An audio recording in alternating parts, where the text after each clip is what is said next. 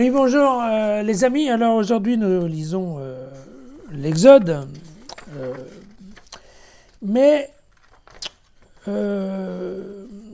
comment dirais-je, on va être un peu surpris parce que on a l'impression qu'on est dans un texte complètement différent. Vous allez voir.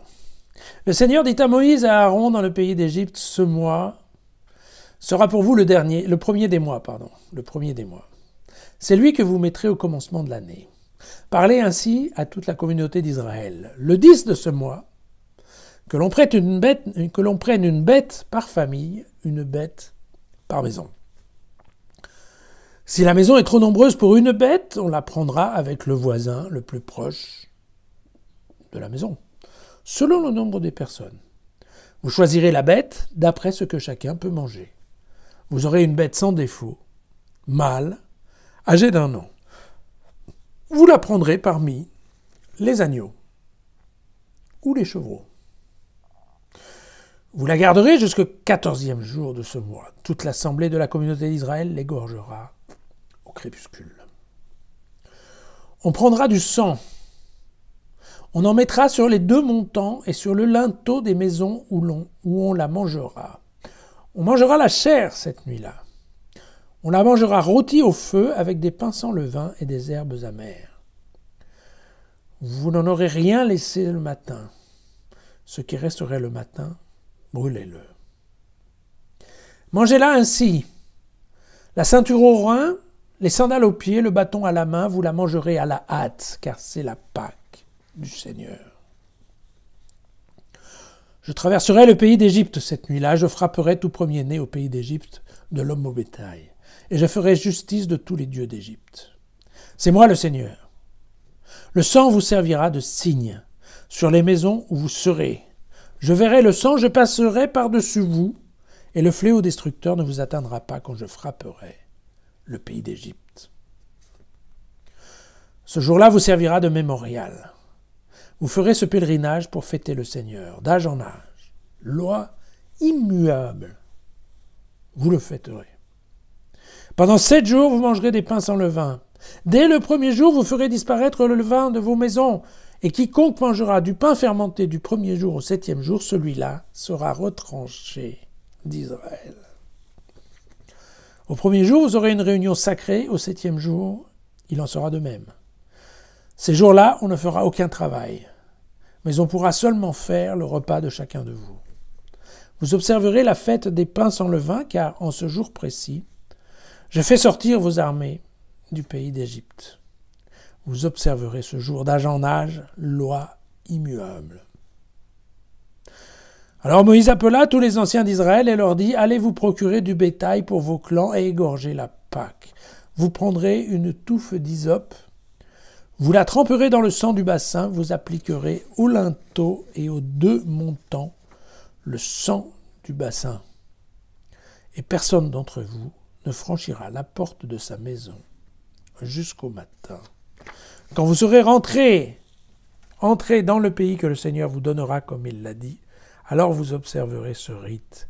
Quand vos fils vous diront « Qu'est-ce que ce rite? Que faites-vous » vous direz « C'est le sacrifice de la Pâque pour le Seigneur.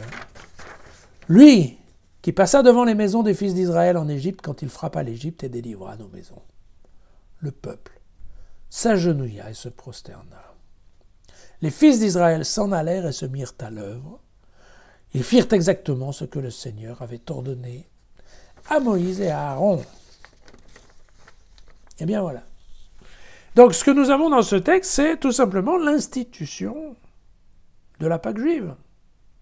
Nous sommes au chapitre 12 de l'Exode, à la veille du départ, et nous avons l'institution du repas de la Pâque juive.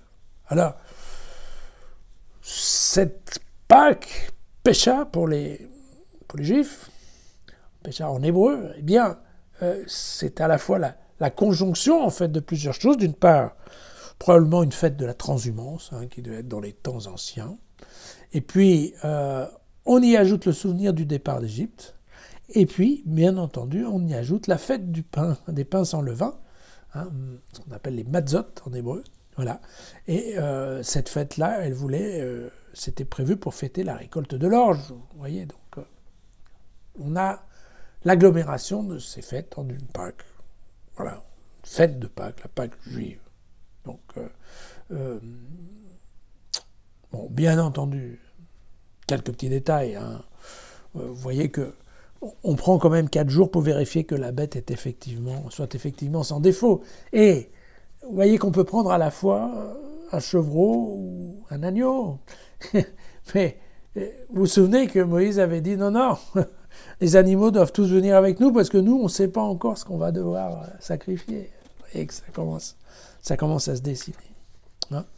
Et puis, on a bien, évidemment, une notion de justice, hein, puisqu'on voit bien que la taille de la bête va être définie par la taille de la famille, hein, de telle façon à ce qu'il n'y ait pas de reste, car les restes doivent être brûlés, contrairement à d'autres traditions juives.